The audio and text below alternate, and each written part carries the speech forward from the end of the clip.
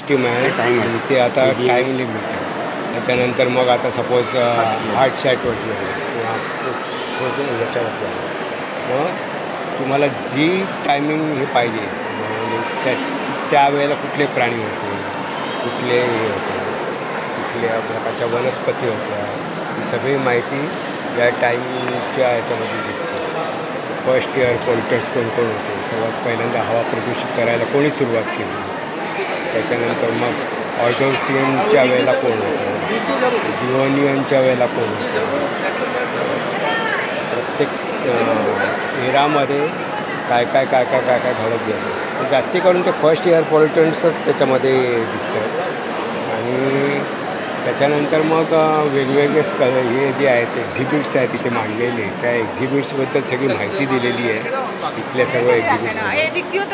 त्याच्यामध्ये मग तुम्ही त्याच्यानंतर 4,500-600 मिलियन सगळं काय होतं, सीज ऑफ ग्रास होता, गवत आलं, म्हणजे वनस्पती कशा डेव्हलप होत गेल्या, प्राणी कसे डेव्हलप होत गेले, एक्स्टिंक्ट झालेले प्राणी कुठले आणि आताचे प्राणी कुठले, ही सगळी बीच कसं तयार झालं, बीचवरती कुठल्या प्रकारचे प्राणी होते, वनस्पती होते, ही सगळी माहिती याच्यामध्ये दिसते. त्याच्यामध्ये आता एक स्कल्पचर आहे ॲड्रॉसॉर एडमॉन्टॉस, आपण त्याची नावं पण नाही उच्चारू शकत, ते हे आहे टच करायचं असतं ते वर्ग फास्ट. आणि अशा प्रकारे life in the ocean change होत गेलं, वेगवेगळ्या प्रकारचे life on the land change होत गेला. पहिल्यांदा सरपटणारे प्राणी आले, वेगवेगळ्या प्रकारची त्यावेळीची झाडं होती.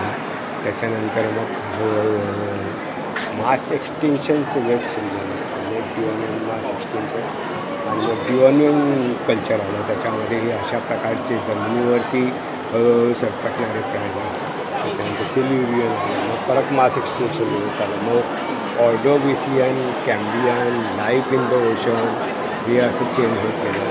परत मास एक्सटिंक्शन निघून आलं. त्याच्यानंतर एरिया कॅरनसारखे छोटे छोटे छोटे प्राणी लाईफ इन द ओशन आणि मग highlights from the life history हे सगळं